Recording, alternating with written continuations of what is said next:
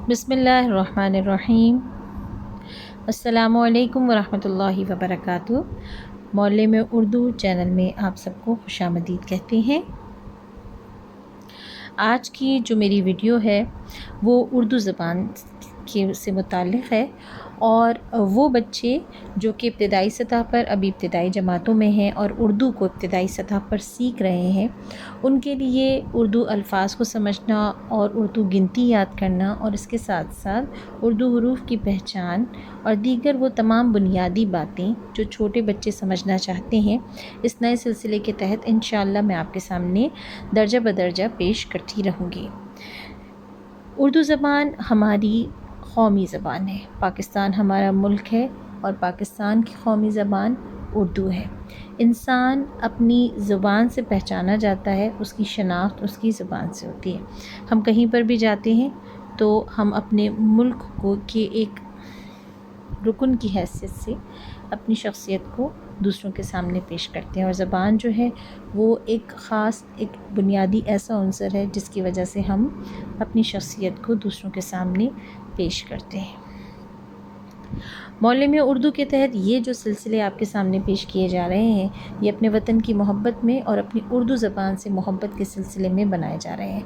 मेरी ख्वाहिश है कि हमारे बच्चे उर्दू ज़बान को अच्छे तरीक़े से समझें और हम उर्दू ज़बान के सिलसिले में उनके लिए इतनी आसानियाँ कर दें कि उनकी ज़बानों से उर्दू ज़बान मुश्किल है के अल्फाज दूर हो जाएं और उनको उर्दू ज़बान से मोहब्बत हो जाए।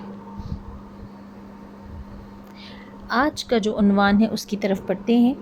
आज इब्तिदाई सतह पर छोटे बच्चों को गिनती सिखाई जाएगी और इस गिनती में 0 से लेके 10 तक के हिस्से मौजूद हैं। देखते हैं हम उसको किस तरीक़े से आसानी के साथ सीख सकते हैं।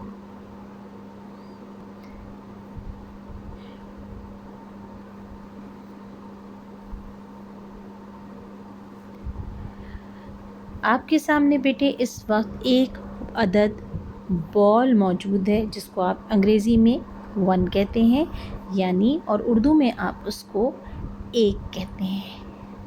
1 आपके सामने लिखा हुआ है। ये बॉल, एक बॉल आपके सामने है यानी ये एक अदद है। 1 बॉल यानी 1 गेंद।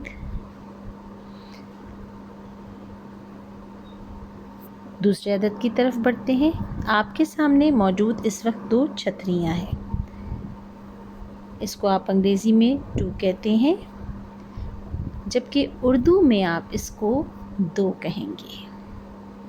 उर्दू में इसको 2 लिखेंगे कैसे, वो भी आपके सामने वाज़ेह किया गया है।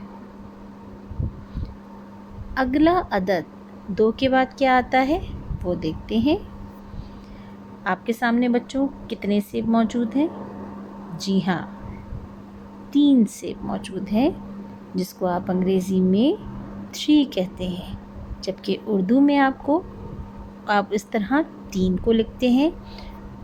3 आपकी आसानी के लिए यहाँ पर मैंने 3 लिखा है।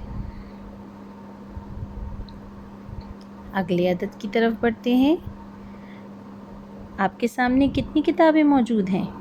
जी, 4 किताबें यानी 4 किताबें आपके पास मौजूद हैं और इस 4 को आप उर्दू में 4 कहते हैं।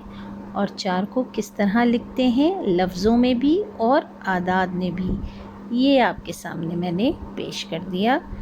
4, ये क्या है? 4 के बाद कौन सा अदद आता है? 5, जिसको अंग्रेज़ी में आप 5 कहते हैं और उर्दू में 5 कहते हैं और 5 को लिखा इस तरीक़े से जाता है। आपके सामने इस वक्त कुल 5 बिस्किट रखे हैं। 5, कौन सा अदद है ये? 5। अगले अदद की तरफ बढ़ते हैं। 5 के बाद 6 आता है। जी हाँ, आपके सामने कुल कितनी टोपियाँ मौजूद हैं? जी, अंग्रेज़ी में 6 कहते हैं جبکہ اردو میں اس کو 6 کہتے ہیں. کیا کہتے ہیں؟ 6. 5 کے بعد آنے والا عدد 6. 6 کے بعد دیکھتے ہیں کون سا عدد آتا ہے؟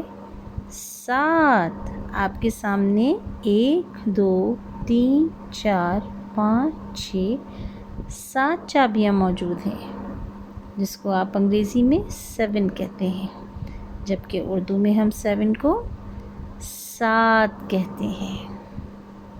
کیا کہتے ہیں؟ 7. میرے ساتھ پڑھیے، 7.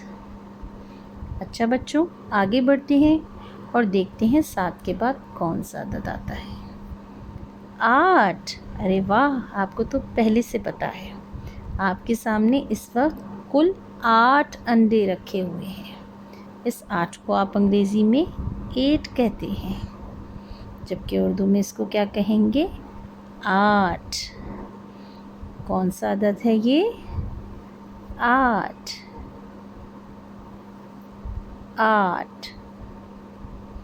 آگے بڑھتے ہیں. 8 کے بعد کون سا عدد آتا ہے؟ بالکل صحیح، 9. ہمارے سامنے کل کتنی موم بتیاں موجود ہیں؟ 9، جس کو انگریزی میں آپ 9 کہتے ہیں، جبکہ اردو میں اس کو کہا جاتا ہے 9. جی ہاں، یہ عدد ہے 9. میرے ساتھ بولیے، 9.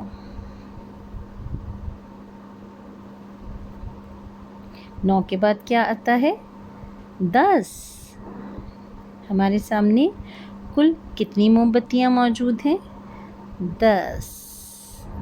10 کو انگریزی میں کیا کہتے ہیں؟ 10. جبکہ اردو میں 10 کو کیا کہیں گے؟ 10 کو کیا کہیں گے؟ 10. میرے ساتھ بولیے، 10. 10. ایک اور عدد ہمارے سامنے موجود ہے، یہ کیا ہے؟ چلیے دیکھتے ہیں یہ کیا ہے. 0. 0 جس کو آپ انگریزی میں کہتے ہیں، اس کو اردو میں کس طرح لکھا جاتا ہے وہ بھی آپ کے سامنے موجود ہے، اور اردو میں اس کو کہتے ہیں 0. اردو میں اس کو کیا کہتے ہیں؟ 0. انگریزی میں جس کو آپ 0 کہتے ہیں، اردو میں اس کو کہتے ہیں 0.